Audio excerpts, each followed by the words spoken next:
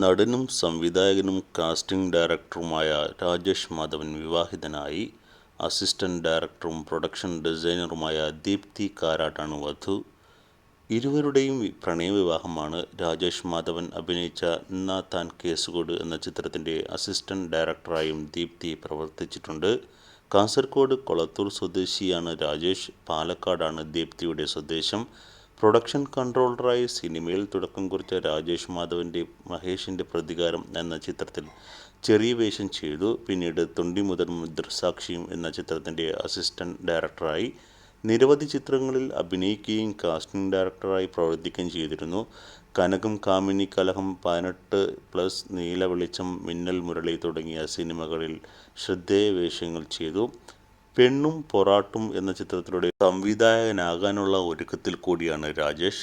Indian police force, the heart, Sithara, across the ocean, careful എന്നീ ചിത്രങ്ങളുടെ assistant ഡയറക്ടറായാണ് Deepthi പ്രവർത്തിച്ചിരുന്നത്. തൃതീയ എന്ന ചിത്രത്തിൻ്റെ പ്രൊഡക്ഷൻ ഡിസൈനറായും പ്രവർത്തിച്ചു. ഇരുവരുടെയും പ്രണയവിവാഹമാണ്. ജനുവരി 24-നാണ് രാജേഷും ദീപ്തിയും വിവാഹിതരാകാൻ പോകുന്നുവെന്ന വിവരം പുറത്തുവന്നത്. ദീപ്തിക്കൊപ്പമുള്ള ഫോട്ടോ പങ്കിട്ട് രാജേഷ് തന്നെയാണ് ഇക്കാര്യം അറിയിച്ചത്. രാജേഷ് മാധവൻ അഭിനയിച്ച "എന്നാ താൻ കേസുകോട്" എന്ന ചിത്രത്തിൻ്റെ അസിസ്റ്റന്റ് ഡയറക്ടറായും ദീപ്തി പ്രവർത്തിച്ചിട്ടുണ്ട്. പാലക്കാട് സ്വദേശിനിയാണ് ദീപ്തി.